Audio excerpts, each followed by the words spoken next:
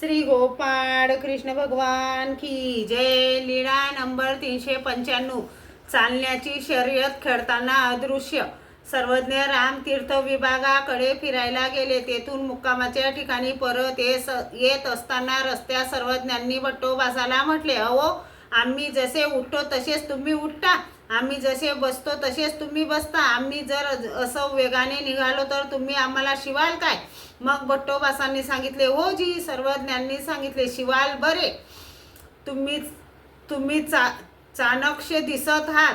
आणि सर्वज्ञ हत्तीच्या वेगाने पुढे चालू लागले। भट्टोबासही त्यांच्या पाठीमागे चालायचे। सर्वज्ञ वेगाने चालायचे तर तेही सर्वज्ञांच्या पाठी धावायचे। सर्वज्ञ हाताच्या अंतराने पुढे चालायचे। भट्टोबास मागून सर्वज्ञांना शिवण्याचा प्रयत्न करत होते, परंतु सर्वज्ञ शिवले जात नव्हते।